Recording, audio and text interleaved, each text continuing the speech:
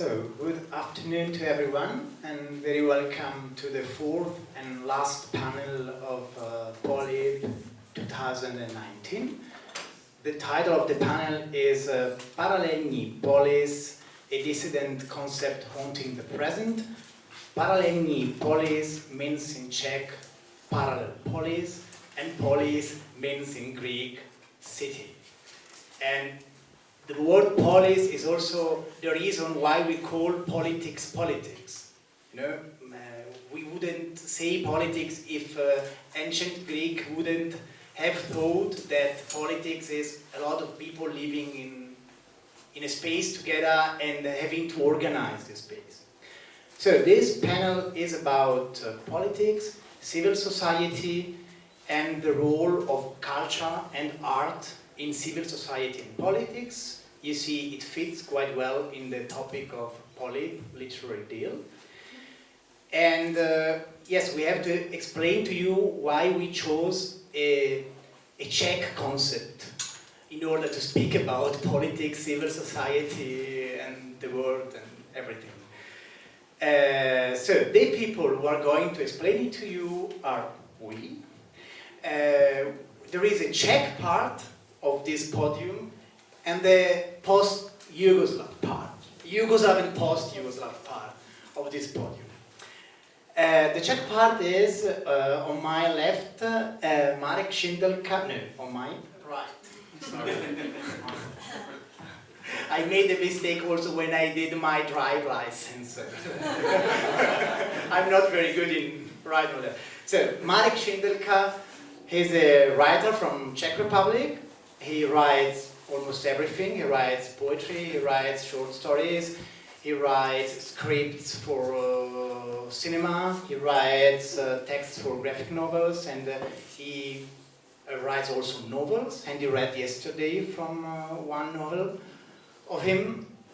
On his left is Lena Dorn. Lena Dorn is a German scholar in Czech literature. So she works on Czech literature at the University of Regensburg, but she lives in Leipzig. And she's also a translator. She translates Czech poetry and Czech novels, fictions into German. My name is Matteo Colombi. I teach Czech literature at the University of Leipzig, so we live in the same city. And well, I was born in Italy, but life made me half Italian and half German. And I'm also the bridge to the Yugoslav, post-Yugoslav part of the podium, because my two Slavic languages are Czech and Slovene. So because of Slovenia, I'm connected to Yugoslavia. And yes, I can say things like Trstjenaš and you know. Yes, and Alida on my left. Okay, I don't need to present Alida, to introduce Alida at Polip, but Alida is important for this panel because she is a cultural mediator, and we are going to compare here the Czech situation with the Yugoslav situation. And Alida is also someone, actually, like me, you were born in Split, but life made you half Croatian and half German. So, okay, we share this destiny in a way. And now half Albanian. Yeah, half. No, half is not possible. A third. Mathematics. Albanian logic. Okay. Yes, always the last word is impossible with him. Okay, and the last guest is Shkelzen Maliqi. He's also someone whom I don't need to introduce because you know him, at least people from Albania, much better than I. He is an intellectual, philosopher. He was also very active in politics. He writes about politics and art. His books are translated in some languages or articles also into Italian, and I was telling him that I tried last week because I was in Italy, in the city of Bergamo, to find the translation of a book of him about the Kosovo situation in the 90s. There are many copies of the book in Bergamo, but no one in the city, just in the villages. So I couldn't read the book in Italian. And I'm very happy that I can meet you today here. So then I have to say that I and Lena aren't here just as individuals, but also as members of a group called Literami.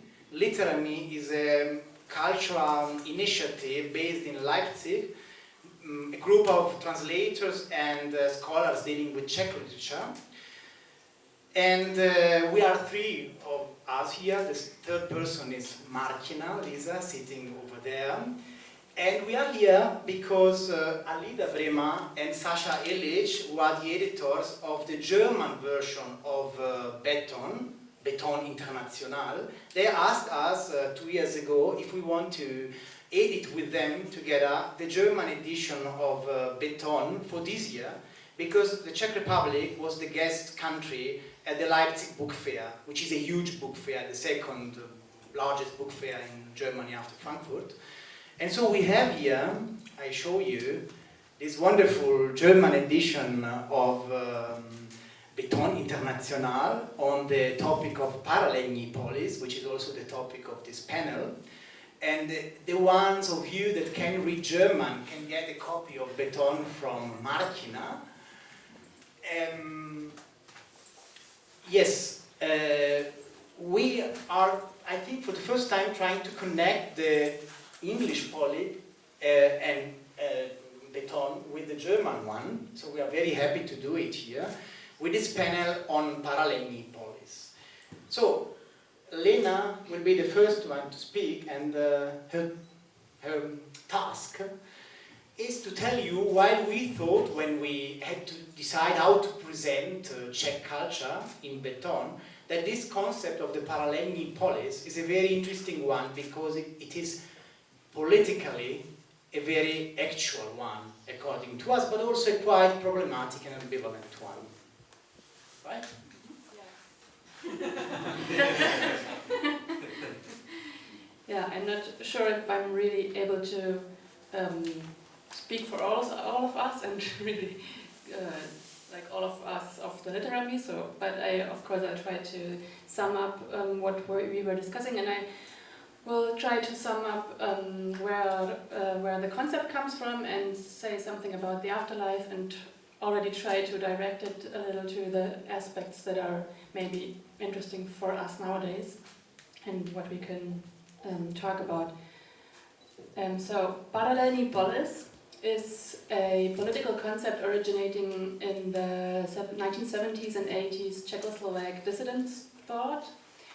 And the first person to formulate it was Václav Benda, a philosopher and mathematician, and at that time Václav Havel's confidant, and he was also one of the first signatories of the Charter 77. So this is the context where it was discussed. And his idea to create parallel societal structures was initially he wanted to discuss this with his fellow Chartists. Yeah, and the parallel structures he outlined, they were intended to make use of loopholes in socialist society, and he proposed it in 5 areas: in culture, education and science, communication, economy also, and support of Charter 77. And they were meant to create a critical, solidary civil society outside of the socialist institutions. Yes, and his essay prompted intense discussions. It was partly maybe because of the characteristics of Charter 77, because as a movement it did not aim at delegitimizing the system completely, nor did it aim at reforming it officially, nor did it ignoring it completely. So it's different from like Prague Spring discussions or the practices in underground. Yeah, so this is the kind of discussion that was important at the time, and yeah, and I actually think that it was also successful in prompting discussions because of its relative openness and ambivalent, yeah, origin or yeah, the ambivalences, because actually what he outlined was quite open, because yeah, he wrote about this parallel structures, but it's especially not really clear how is the relationship between the parallel structures and the official structure. So is it really about subversion in the first place, or is it sometimes also about cooperation, and when is it just meant to coexist or intersect, and what about the creation of competing or conflicting parallel polis? So there is an ambivalence that is existing right from the beginning in the concept, I think. Yeah, and this makes it kind of open and maybe also open for instrumentalization, or just usable for different things. Yeah. Okay. Yeah, I will try to say now something about the afterlife, because of we thought that it's interesting for us and also for several themes to talk about.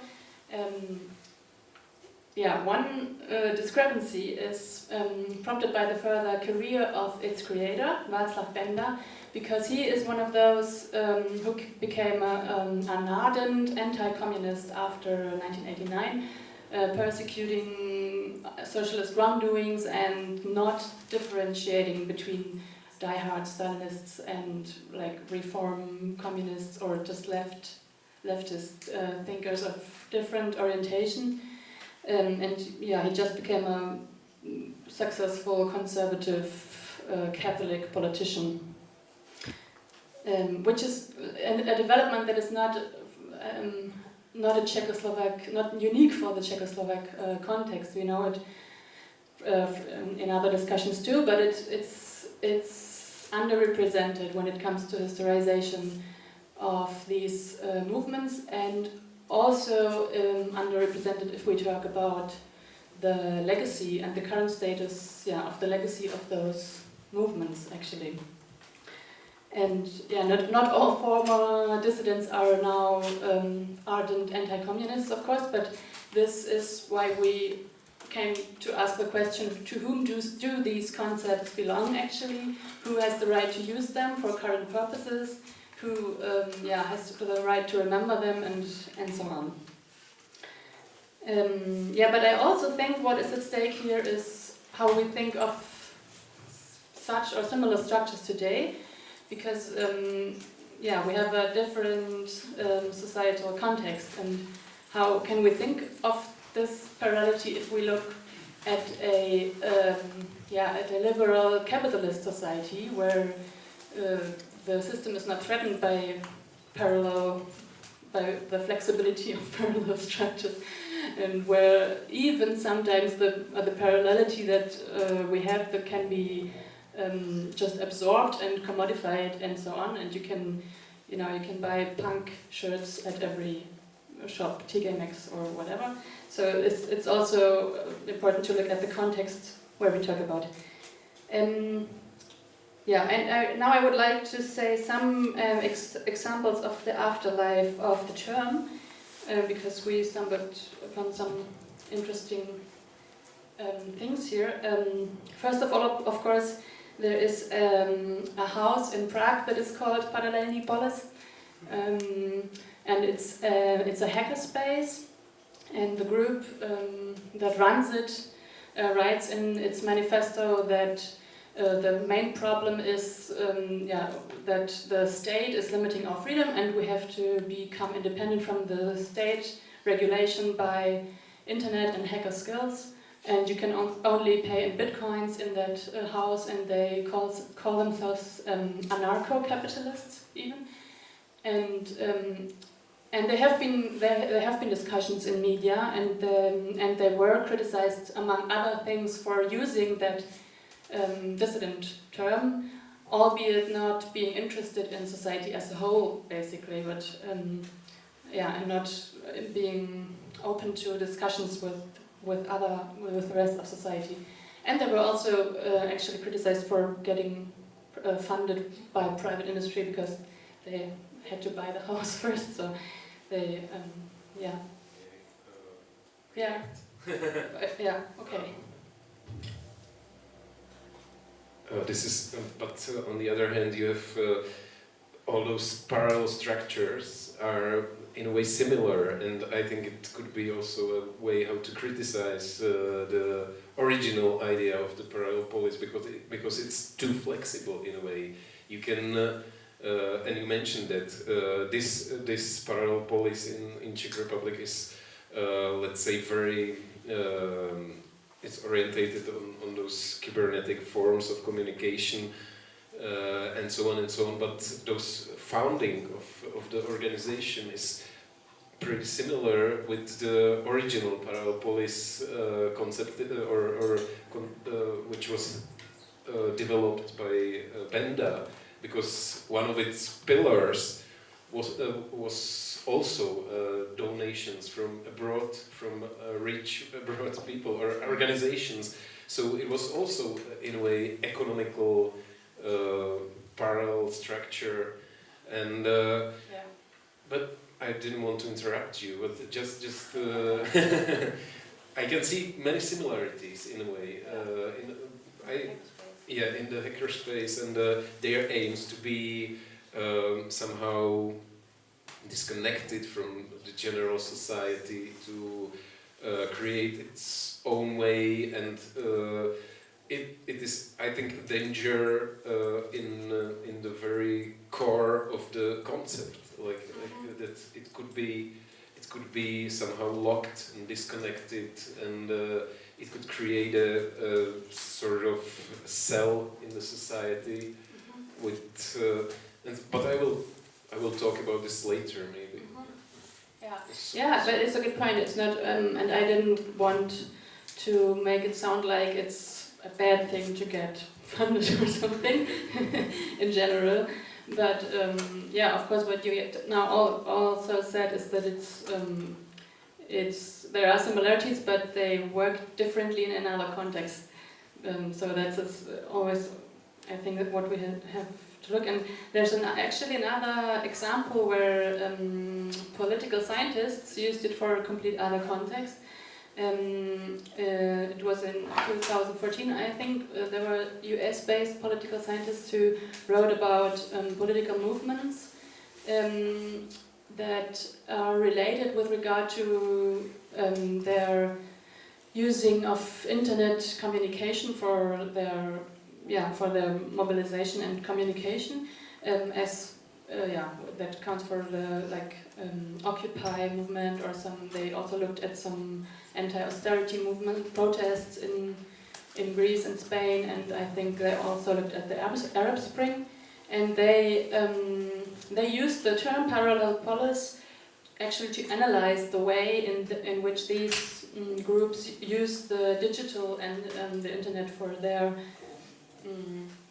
as an infrastructure, as an alternative parallel infrastructure, and they disconnected also really from the context of the 70s and 80s. And another example is an essay in the New Yorker from 2017 with the headline Václav Havel's Lessons on How to Create a Parallel Polis, written by Pankaj Mishra, and he wrote it under the impression of the Donald Trump election, and defines the parallel polis as, quote, the vital space where many over the next 4 years will find refuge from our age of anger and learn to live in truth, unquote. And the last example I want to name is a completely different one, because it has simultaneously been claimed by the religious right. So there was a political scientist in the USA who issued an English collection of Benda's essays, and here Benda is presented as a figure of identification for a conservative Christian discourse community, and that is basically torn between persecution complex and martyr fantasies, and the idea of the idea of subverting a socialist regime becomes like a model case for reclusive Christian communities today in secular societies. So yeah, these I think that just naming the examples outlines some of the problems, and if I would try to sum it up, maybe I would point out two main ambivalences. So first, it's the ambivalence of the parallelity, because I can create a parallel structure that can provide good opportunities to get good ideas and discuss how to change things and so on, but there can also be parallel structures that just refuse to communicate at all with society and also promote really racism, anti-Semitism and misogyny, which is also happening in the internet, and we talked about it yesterday. So this is the ambivalence of parallelity maybe. And and the other ambivalence, of course, and we talked about it already, is the ambivalence of the context, because that's what actually I'm asking that myself very often in my projects. So where do I have a project that is really a good parallel structure where I can create a good deal for change and so on, and where am I actually just romanticizing my own way of conforming the postmodern capitalist individualization of every problem. And so that's these two are very actual problems in my opinion. So far. Thank you, Lena. You already posed two important questions. Now it can be that I'm, as a teacher, a little bit suspicious too much, but I'm not sure that every one of you could follow some parts of our talk, because I'm not sure that every one of you know Charta 77 or Václav Havel. Perhaps every one of you know them, but I will anyway, as a teacher, add some information. It can be just for my pleasure, so be patient. Czechoslovakia was a part of the Eastern Bloc, so it was part of a socialist system which was very authoritarian and very top-down. And there were, of course, dissidents like Václav Benda, let's say the inventor of the idea of the Paralelní polis, and Václav Havel, a playwright who became afterwards the first president of new Czechoslovakia and then Czech Republic after the fall of communism. They were dissidents, and they were thinking all the time in their milieu, in their group, how to challenge this system. Because, the system was very powerful. You couldn't just go and protest, because they would have put you in jail. So they had this idea to create parallel structures to, in a way, you look where the system is not controlling something, or you look where the system is not thinking of something, and you try to activate civil society there. So the idea was, how can we activate civil society against the system? And they had these ideas Lena was describing about creating parallel structures in different, different sectors of society, like education, like it was in Kosovo in the 90s, perhaps afterwards, or like economy, shared economy to help people, and so on. And so we were fascinated from this idea, because literally our group is, politically, it's a partisan group. We define ourselves as leftists. Now I have to tell you which kind of left. We are this kind, of post-68 leftist people who are against discriminations of, let's say, less powerful groups like women, like queer people, like political migrants, refugees, economical migrants, and poor people in general. But of course, because we are leftists from the West, we are privileged people.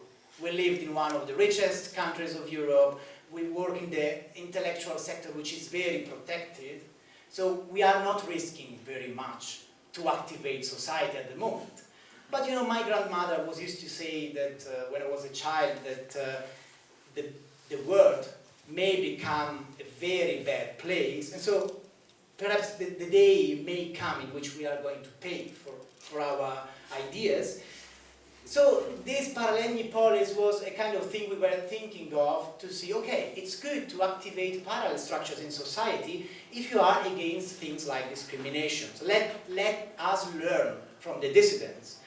But as Lena said, we realized that parallel structures can become very ambivalent because you never know how will be the evolution of people. Václav Benda became, after 89, a conservative Christian. And conservative Christians are now writing about him, saying, okay, look at him, and discriminate all the people who are not Christians. And then you have anarcho-capitalists, they are, for us, it's strange to say that if you have Bitcoin, you can save the world because everyone is free to do what he or she wants. And then you can have parallel structures which are very right wings. Now I'm coming to the question for Marek, which are not the parallel polis we like. So we realized in this project that perhaps it's necessary to activate civil society, to have deals, to have conscious people, but if you activate civil society, you never know in which direction civil society is going to go, and also to be instrumentalized. So you can have then parallel polis, you have fear of. Yes, that's the basic problem at the core of our project. And I would like to ask Marek two things. The first one is, okay, this dissident stuff is very present for us who are foreign people, not Czech people, dealing with Czech culture. We would like to know how important is this dissident legacy for you, because we realize that it can be very different according to the person speaking in Czech Republic, also among intellectuals. That's the first thing. And the second one is, Lena was quoting some examples of modern, contemporary, Paralelní polis in Czech Republic now. How do you see civil society in Czech Republic now? Is it a sleepy society, and which kind of polis are now existing or, acting there? Well, in the first place, I'm very grateful to those people mentioned here, to Václav Benda, Václav Havel, for the work they did during the communist regime, because they literally fought for the freedom which we have now in the Czech Republic, and their legacy for many people is still very vivid. It's alive, and it's palpable in the society. But on the other hand, you have I don't know, in the last 5 or 8 years, there was a rapid change, of course, in Czech politics. Many brand new political party occurred after the migrant crisis during 2015. Brand new type of politician occurred, which couldn't be or can't be described as a left-wing politician or right-wing politician. That those things doesn't. It's no more a distinction. It's somewhere in the middle, and those people are just populists. Probably you know them from Balkan too. I don't have to explain this, but and those people are strongly against the tradition or the legacy of Václav Havel and Benda and others, and step by step they became dissidents again in a certain way, like their thoughts and approaches, because in the very core of their concepts was a moral thing, like that politics should be moral and not just based on economics and so on and so on. the important thing, as for my perspective on parallel polis, and I was very young when the Iron Curtain fell.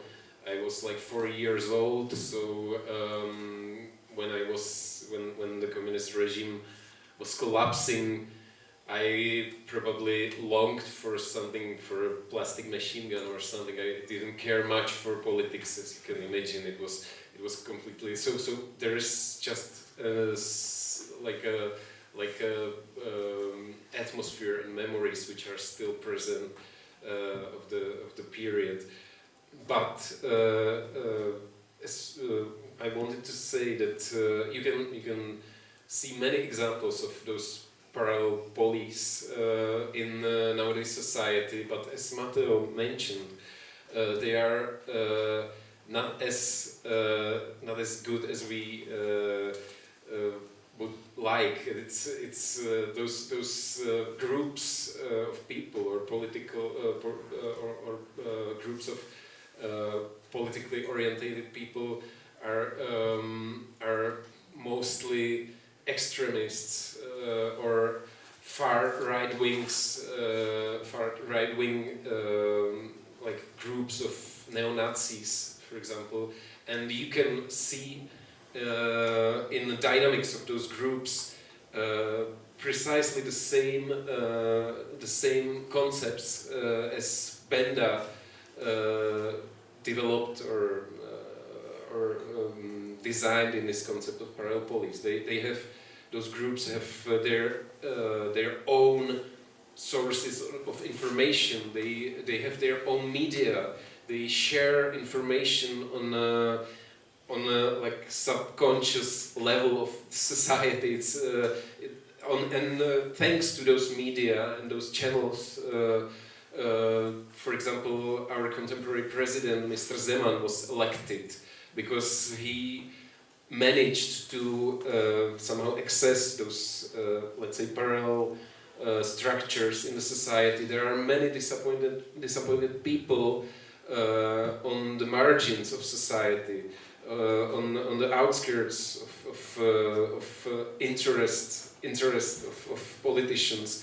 And those people are deeply disappointed with the contemporary situation, and it is like the right soil for the right-wing politicians or extremists or populists without any orientation at all. Like for example, Mr. Babiš, who is now the Prime Minister of the Czech Republic, who is in the first place very skillful businessman. So he just realized that he can use the widespread fear among people and widespread disappointment or passivity or feelings of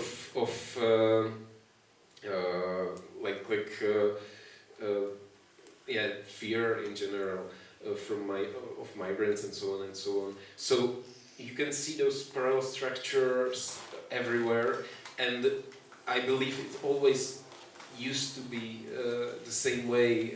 It's always the same, because when the communist regime started in Czech Republic, it was in the beginning also a parallel polis in a way, because during the Second World War it was just a movement, underground movement of partisans, you know, and they used the very similar means of distribution of information, of the parallel politics, and so on and so on. That was mentioned, and after there was this change of after the end of the Second World War, it became the leading movement and the only one political movement in the Czech Republic. And then when people realized that again it's not a guarantee of freedom and so on, of speech and so on, other brand new parallel police began to spontaneously occur.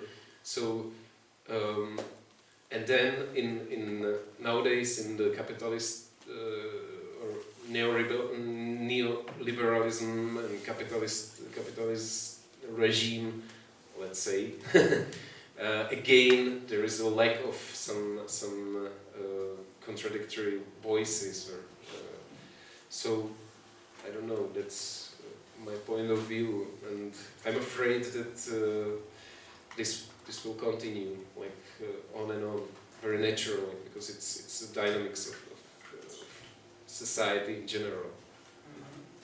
So we can now see, if you're right, that it is a general tendency comparing Czech Republic and the world of the ex-Eastern Bloc with Yugoslavia and post-Yugoslavia. That is another form of socialism.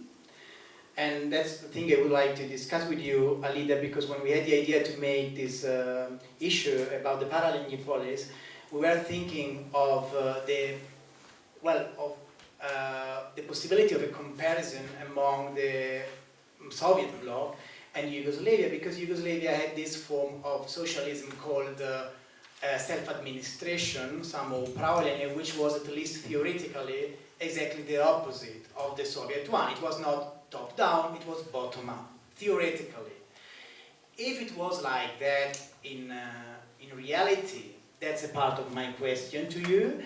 But it was fascinating for us because sometimes if you read about self-administration in Yugoslavia, you have the sensation that it was the attempt from the state to coordinate a kind of institutionally supported Paralelní polis, because it was bottom-up, and of course sometimes it didn't work, but all my Slovene friends who are leftists, they always tell me, Crni talas, the black wave cinema, Želimir Žilnik, wouldn't have been possible without self-administration, because self-administration gave you the possibility to have this kind of projects. So that's the first part of the question, how was with self-administration and Paralelní polis?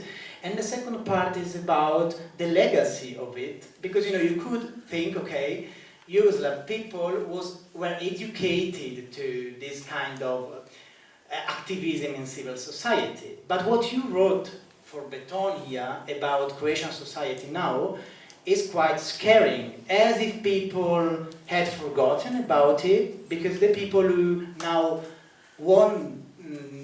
the people who try to be active are retiring. The Paralelní polis are like islands to be safe, because they don't, it's too stressful for them. And the Paralelní polis existing now are much more like the right-wing polis he was speaking about.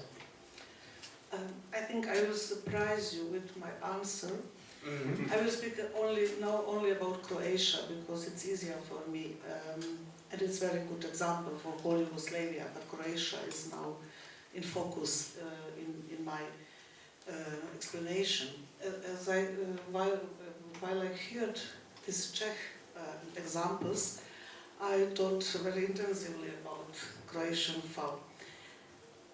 Because of very liberal situation of Yugoslavian socialism, our parallel structures in Croatia now were not this dissident with idea of liberalism, but dissidents with very nationalistic positions.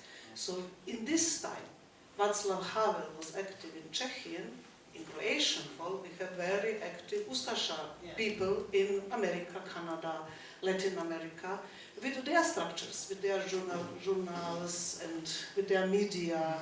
And between these exiled people, that were Croatian exiled people after Second World War, because they lost the war, they were nationalists, and they were together with Hitler forces.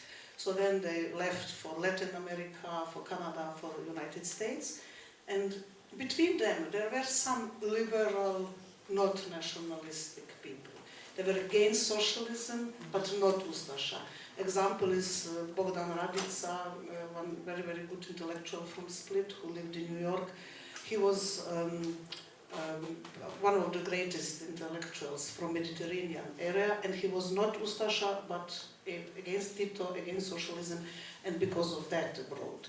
But another Croatian structures were very strong nationalistic. In this time, another socialistic countries had dissidents with democratic and liberal ideas. So our parallel world was not parallel to another socialist parallel worlds. Yeah. And because I told yesterday, on Balkans, we are always avant-garde. So we had it in the 60s, all these nationalistic parallel structures. And then these parallel structures won. Franjo Tuđman called all these people back to Croatia in the moment in the 90s as Franjo Tuđman organized his new government after fall of Berlin Wall, after fall of communism. Franjo Tuđman built new Croatia with these forces. So his first man was Gojko Sušak, military chief in Franjo Tuđman's state, and he came from Canada back. And very many of these people came back from abroad, from exile, from very strong and nationalistic parallel structures. They hated Yugoslavia, they hated Tito, they hated socialism. Then they won, and with Franjo Tuđman they built new Croatia. That was the moment we had new dissidents, similar to Václav Havel. We have Feral Tribune, our journal. We have intellectuals who were now against this established nationalistic structures. We have writers who tried to write against, I don't know, some of them are known here, like Edo Popovic or Branko Čegec or Ivo Banac in this time. Now he is also against nationalists, but some of them. And it was, they were very strong 10 years after this Tuđman nationalistic turn, a nationalistic win. And they built some parallel structures in the culture, and they were very strong. But our way is, for me, it is really problematic that we are avant-garde, because I'm not very optimistic for whole Europe. Because if you look at us, it's not good. It's not good prognosis for Europe. Because these nationalistic structures were stronger than these parallel dissident structures. So the journal Feral Tribune was not possible that they rest.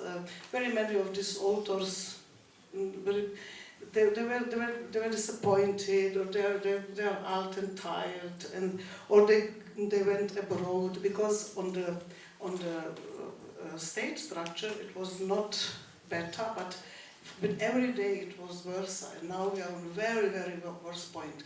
Maybe even much more worse than in Tuđman time. And these parallel structures are now like this. You have on the one side very good authors like Predrag Lucic. He passed away 1 year ago. He's one of the greatest essayists, dramatists, satirical and lyric authors of the whole region. Absolutely great, with huge work, with thousands of verses, of texts, of one really mind of I don't know.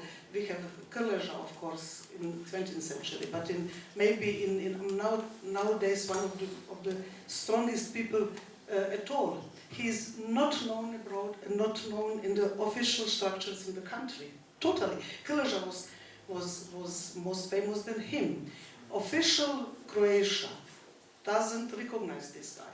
He's not even academia, critics, ministers, nobody knows that one of the greatest authors ever in Croatia existed. So that is parallel situation now. And that is the reason why I wrote this text in German edition of Beton International, that the best authors now live on islands or in some villages and write some nature writing or some things only for them and not for publicity, because they don't know why to write at all and why to be active at all, because everything what they tried is without any success, and all these efforts were in vain, and so they are now in some kind of nature writing dissidents. Really, some really great people. Some of them like Boris Dežulović, they write for media, but from one very small village on the coast, and he lives really like a peasant. He lives from I don't know, from figs and wine and some things like this, and write for media. Or Viktor Ivancic, one of the sharpest journalists ever. He lives on the island of Šolta, a very small island, and sometimes he has to take ship and to go to Split, I don't know, to doctor or something, and every time he takes ship, he said, I'm now going to independent state of Croatia, and it was Nazi name in the Second World War for independent state of Croatia. So his island now is something like not part of this independent state of Croatia. So that is the situation in Croatia now. So I know that this panel is not the happiest one of the history of Polip, but I mean, if life is hard, you have to speak about it.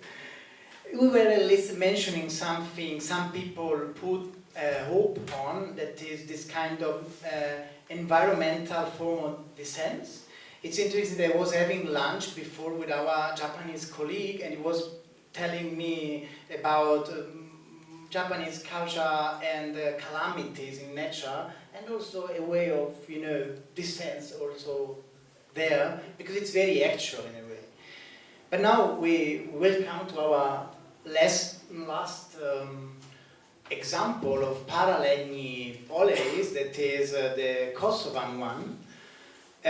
We thought as Literally that we would like to know something more about the parallel educational system that Kosovo Albanian developed in the 90s against the repressive politics of Milosevic, which was, Shkelzen was telling me, much more than just a parallel educational system. It was more like a kind of whole life system.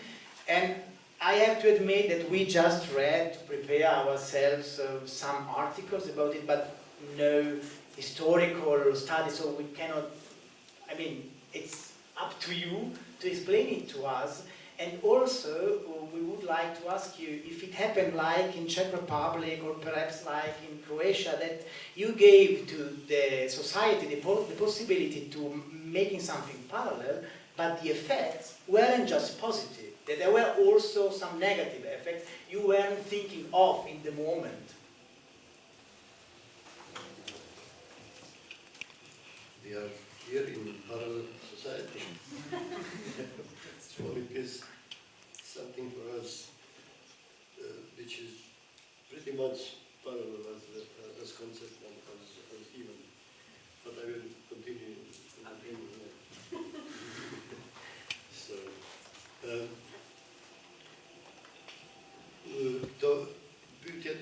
the questions, we got the questions from Matteo as framed question, and the emphasis was on the parallel education system, which is the most famous one, and people from abroad think that this was the essence of the 90s resistance.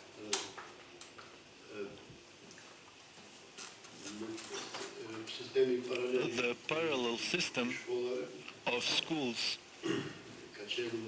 was, of course, the biggest functional system at the time, but the whole Kosovo society was in a kind of rebellion, or established a parallel system since 1990 or 91.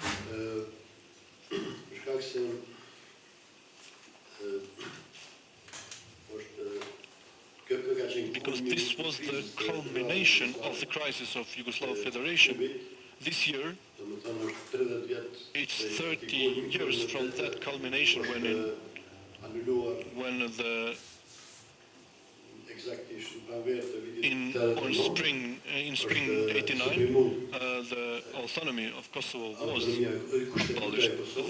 The Kosovo constitution was abolished, was suspended by degrading or by limiting the autonomy in the sense that it used to be, Kosovo used to be part of federation, and had almost all the rights as other republics, but did not have a regulated relationship with Serbia. And they insisted since 1981 that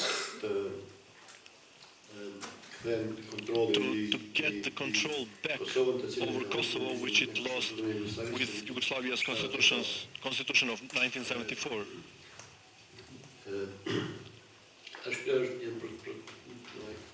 So these are very complex processes, but the crisis of the 80s in Yugoslavia has been focused on first in Kosovo, and very soon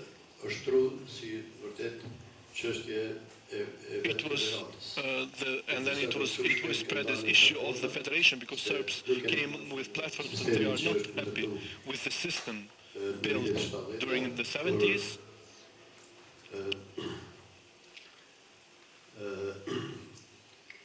The crisis that Yugoslavia went through, although it had the system of self-government, it was not established without problems or without resistance. At all times, Yugoslavia was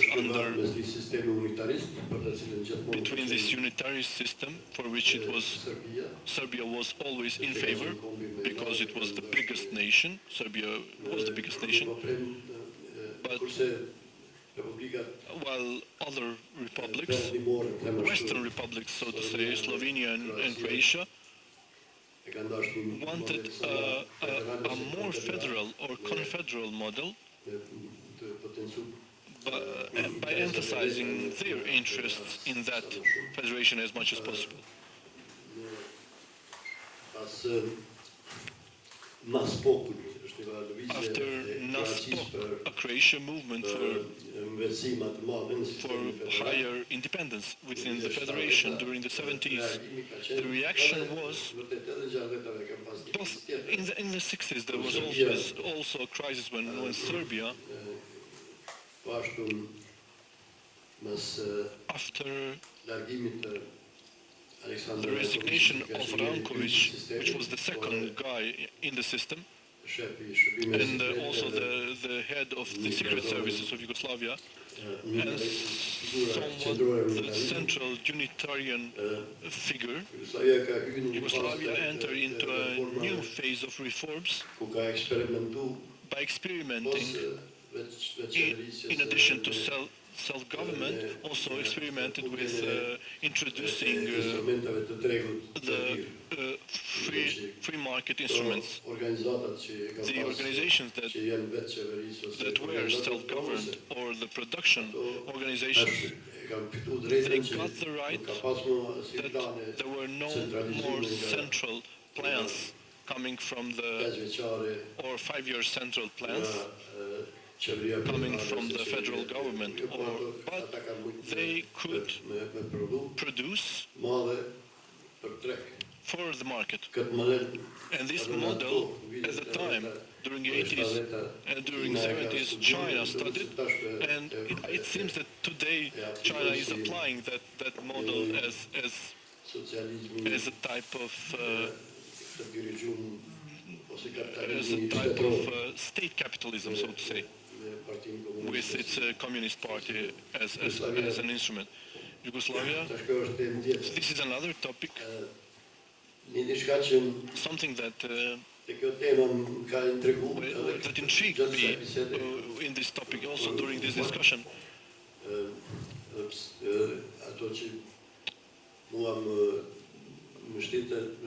What made me also reflect regarding the phenomenon of the parallel system of Kosovo during the 90s, link it has, or what relation it can have with Czech Republic. I have been through all those periods. I was 21 years old when I took part in the demonstration of student demonstrations in Belgrade. I was an internationalist and against the deviations of Yugoslav socialism and against the market that favored one part of society. We had a conservative role in that context. On the other hand, excuse me.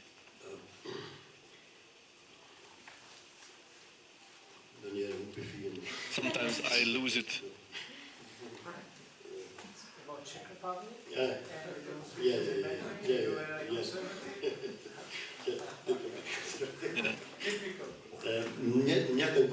At the same time, there were also demonstrations in Kosovo, very important ones. After the Second World War, the issue of Kosovo was somewhat opened up. And as a young student, I followed every day what's going on in Czechoslovakia, and I know the names, I'm familiar with the names, but it's interesting that when the crisis of Yugoslavia during the 80s started, with the focus on Kosovo primarily,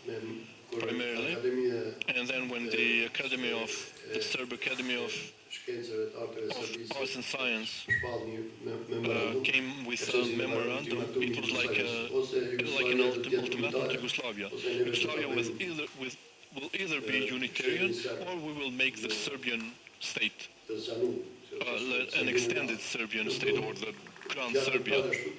It was not said like that, but that was the concept if you read it. And after that, Milosevic and all those other people undertook that campaign and that populist movement of the 80s, of 88 and 89, with changing two governments, one in the Republic of Montenegro and in Vojvodina, and they took over Kosovo, and they became a federation of a relationship of 4 versus 4. So the crisis from 1985 and 86 was clear where it was leading, because it was going towards dissolution. The magazines of that time, many magazines of Yugoslavia was much more liberal than other countries, discussed many topics, and one of the topics discussed in those magazines was the organization of civil society. In Zagreb, Sarajevo, Belgrade magazines, we used to read texts on the importance of civil society as an instrument through which one can fight the totalitarianism, communism. With these tactics, or with these strategies, Penda's strategies and tactics, to use the weak points or the principles of the very system in order to not be prohibited from doing things. Yugoslavia was liberal, but Kosovo perhaps was the least liberal of that Yugoslavia, the least developed, and the most traditional society. At the time it was with most rural population. Industrially it was not quite developed, and these were, and here it was even more difficult to carry out or to have independent organizations or independent movements. The system was such that there was one communist party, which was called Communist League, the central one with the leagues on Republic's level, but there was another organization which is called the Socialist League of the working people of Yugoslavia. aty në atë organizatash That organization ishte një pak si partia e dytë, për nuk a nuk kind u of quajte second parti, party, aty but it was ishin not called a party, of course. interesat e But the shoqërisë interests of the përfaqësosin aty. society were represented there. Partia ishte shteti, The state was the party, the communists led the sekrete country, kurse the te secret lidera services, socialiste while the socialist league është dash me u was the place to shpërfaqë interesat e ndryshme reflect specifike, the various edhe të specific organizatave interests of the fetare edhe të shoqatat e religious shqiptare. organization Por nuk ke mujt me bu as of the different vetë në një associations, shoqat but kështu you couldn't come up with pa an lejnë e tyre. association of your Ne own kemi without provu, their ndoshta ka qenë bash para 30 vjetëve, ose their të tetën, permission. ose të 9 me We organizime tried bo to organize something in divizje 1988 ekologjike në Kosovo. to come up with an Ka ecological pas movement shteti of jonë Kosovo. këtë Our country had this, enti për mbrojtjen e the ambientit. Institute for Bile Environmental në Protection, konsulta me drejtorin e and also in consultations with the asaj director of organizate, that organization, tash është Which is now drejtori i the Soros director of këtu. Soros Foundation in Kosovo. Kemë provu me bo, po We s'na tried dhanë lejnë to ta do something, lira but this Socialist League did not Ose allow us, permit us to do të something. të notën, Or in kemë 1989, provu në me bëni I një tried listë. to issue Ose a nuk magazine, vetë nga qenë or ata. it was in the 90s, Revista me a magazine with titullin Alternativa. Alternativa, Më kanë thirrë me njëra ata and then they called me, konceptin edhe ato tekstet e kretë apo të mësua atë. Më thirrë kryetari ose the head lideri of that socialiste. Socialist League called me and said, Serbisht më sta. in Ka Serbia, ku alternativa. what alternative? Çajt janë. What are you talking Sa about? alternative do të What alternative? kështu So, domethënë s'ka pas këtu so shumë kushte there was për no much ground here për to për ashtu me zhvillu një farë to develop a shoqërinë civile type of organike an organic civil society, kur vjen nga poshtë kur organic when it comes from i shpërfaq nevojat reale të bottom up, një grupi një when it stresi, reflects realistic needs of a group of Tash mandej of ndonjëherë sometimes është këtë for është me çudi. and for all Si it's ka ndodhur që strange Kosova how në vitin 90 Kosovo during 90s të organizoj ose të dalë or come si up pjesa ma as clever, ma e the most racionale clever, këtë most të në rational shëshive part of those Jugoslave që Yugoslav paka societies shumë that u more or less përfundun në luftë, ended up with wars, sidomos pjesa especially Kroacia, Bosnia, Slovenia ka Croatia. pas një episod Slovenia po, had ka an qenë luftë. episode, but that was also war. Kurse edhe në vërtet në të dhjetëve të gjithë kanë pritë që The 80s lufta were ka një expected that the war will start in Kosovo. Debatet kanë qenë The edhe në debates ku were marrë such, pjesë and në I also debatin took me part in Shqipin some Slovense debates në in atë Slovenia, në atë kohën e më shumë do të ishin një Slovenia. Slovenisë këtu. because there Ata I was published more there, Këtë kanë pritë që and they well they Pika all ma e expected doptë that është the Jugoslavia, weakest point of Kosova, Yugoslavia is aty Kosovo, kanë filluar. and that's where the war will start. Këtu But the përkundër war didn't start here actually. ndodhi What happened here is një lloj a rezistencë kind of paqësore, peaceful resistance, clever resistance. nuk ishte as nguti, as No, there was no haste. We were not. Esenca ka qenë që me të But the essence was në that të in është 1989 to 1991, është in aprovu 89, Shtetuta e re e the Kosovës new neve constitution in Kosovo se e kemi was dorëzuar adopted, as if we autonominë. have given up Bëhemi our prapë pjesë e autonomy Serbisë. to be part of Serbia again. That was manipulation, of course. Aty në sallë, kur është votuar In në sallën e the Kosovës, ka room pas edhe do që where s'ka pas drejt në votu. Voting took place, there were someone with no right to vote. The conference room was just surrounded with police Edhe forces. ajo autonomi që ne ka pas That vetë, s'ka shumë autonomy formale, that was more edhe of edhe ajo është formal aprovu nature, that was totalisht, also abolished in sepse 91, rezistenca e parë because ndaj the first Serbisë ka qenë resistance institucionale, versus ka Serbia qenë was e institutional shoqërisë one. civile. It was pas not civil 89-ën, society resistance. edhe të 89-ën, In 88 këtu and 89, protesta masive we had si përgjigje massive për protests as a ato response kërkesat e to Serbisë që të the ndrohet request of Serbia to change statusi i Kosovës. the constitution of Kosovo. Edhe për shembull ka pas And for example, there were tetor, in nëntor të October and vitit November of 88, si marshe there were masive të massive punëtorëve marches of edhe workers qytetarëve and nga citizens nga të gjitha qytetet e Kosovës towns kanë ardhur around në Kosovo, Prishtinë they dhe came to Mosulania Pristina to demonstrate for kanë a week. ecë në kohë ka And they 50 walked ose 70 for kilometra 50 to 70 atë miles. patra dhe bora dhe shka. And it also Mos snowed më at the ndru time, kuveqa etc. And that only not to change Kosovës the komuniste të razënvasi government of e the kush ka communist qenë government ka of qështja Kosovo, shari. of Azem Vlasi Por and Kachusha nuk Shari ka at the vdekë time. But it did not work.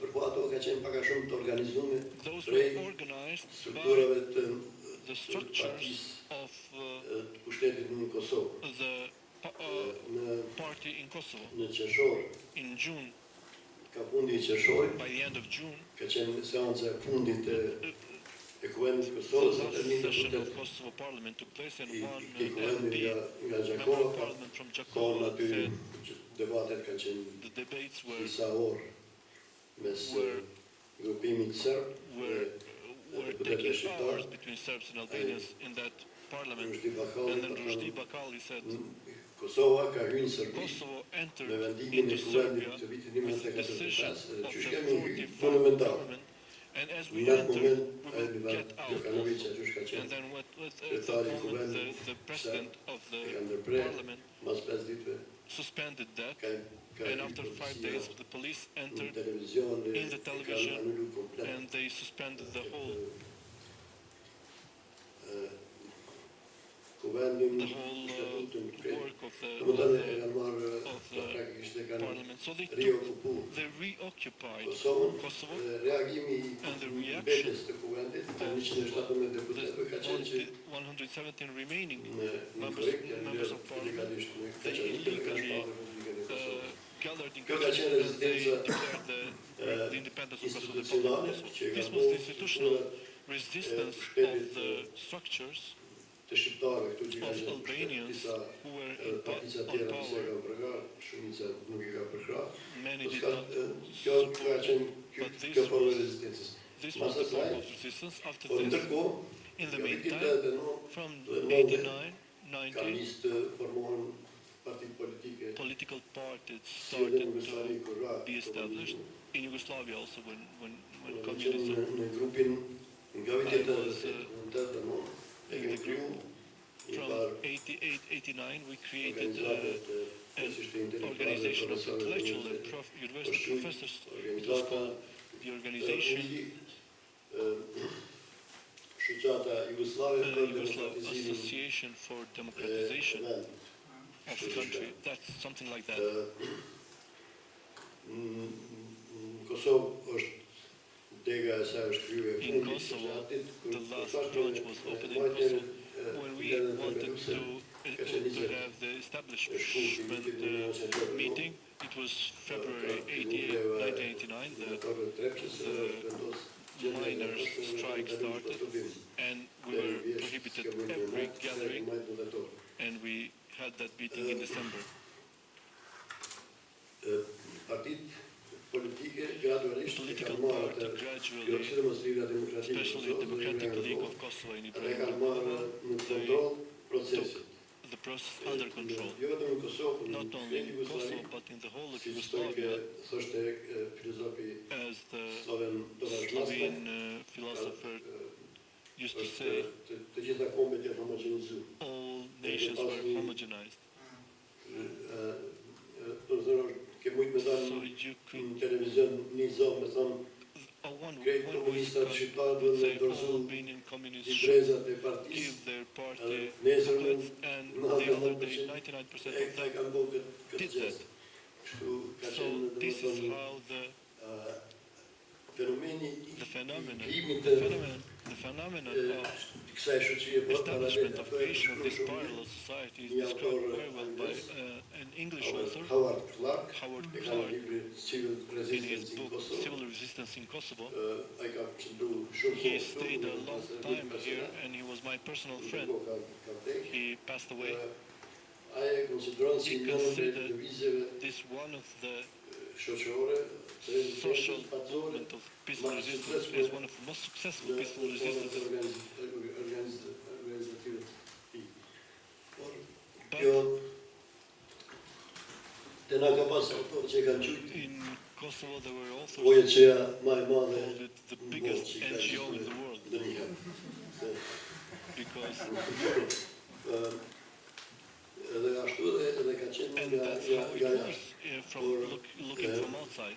But those forms, like the education system existed earlier as well. When Serbia attacked the education system, they suspended all the teachers of the secondary school and the university professors as well, with a request for reality. Every professor, every teacher had to sign a declaration of loyalty that I accept the state of Serbia. Almost no one, maybe some individuals here and there, who was in a very bad situation, or who did not perspectively sign that, and all were left jobless. So for 4 or 5 months there was a confusion. We had created at the time 5-6 political parties, main political parties, and we had a coordination council. I was representatives of the Social Democratic Party and one of the founders of the party at the time. And we discussed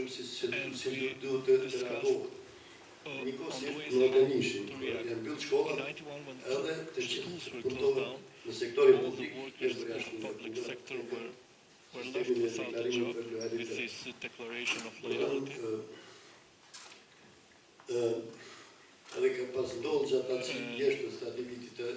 In autumn that year, 1991, a phenomena happened that parents and children in schools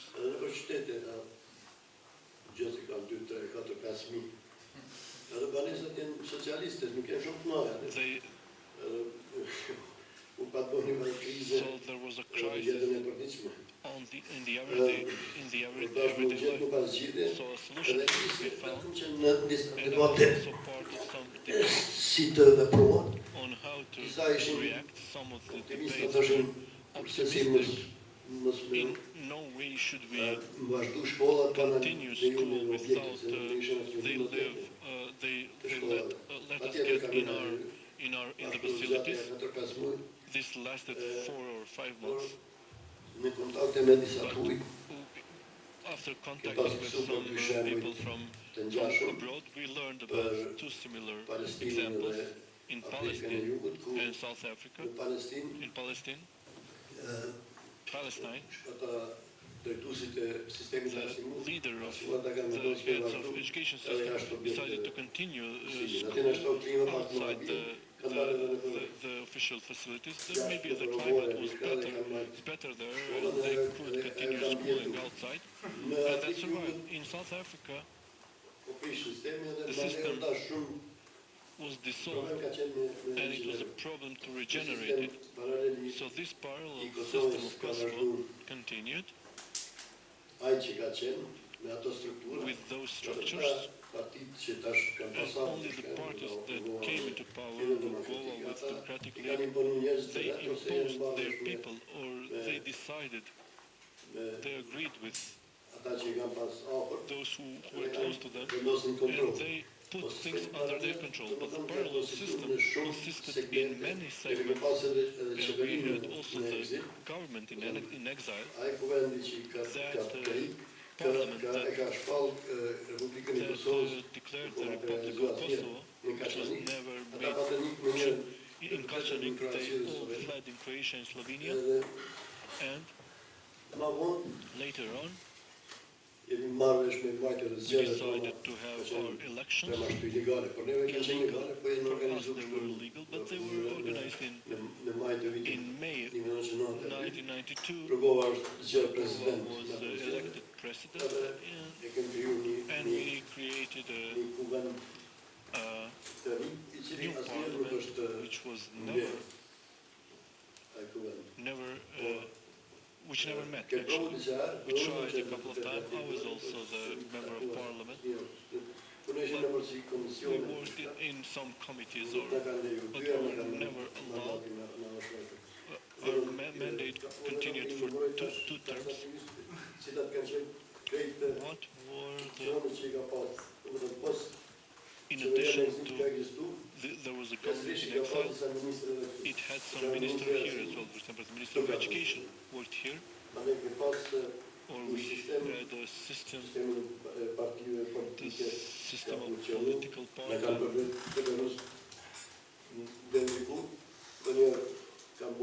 Sometimes there were pressure put. Shkelzen, we have 5 minutes left. How would you... Sistemul financiar ca ce ca funcționând, dar puțin Iași, Iași Pes, chiar Some 65% of money was gathered abroad. So we had a system.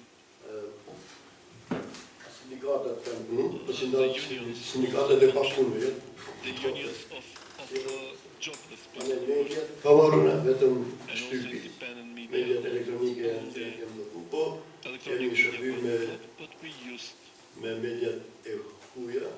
foreign media. We had Radio Zag, which,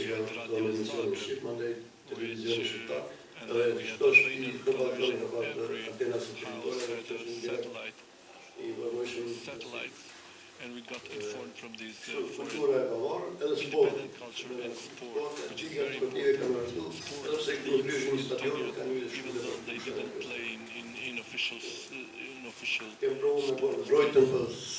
which organized the defense until, but we were not successful until KLA appeared and understood that the peaceful resistance will not be successful. And they started an uprisal, which also, just as the parallel system, was one of the most successful guerrilla movement, because in 4 members from 20 members, it grew with 30,000 members. I don't know if they all had weapons, but this thanks to the politics of extermination that the Serbian regime started. Because it was systematically destroying cities, and women and children and old people fled to mountains, and those who were able to fight, they fought in the war. These are... The story is long.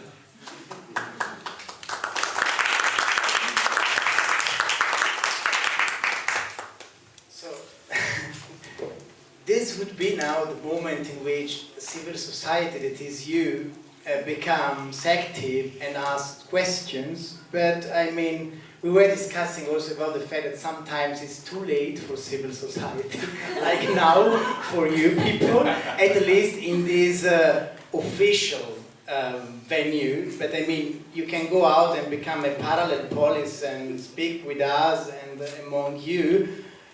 And yes, I think this is the end of it. We wanted to have it very dynamic and speak a lot and so on, but we got some interesting stories, and it's also something it is worth to listen to. Okay, thank you very much for being here.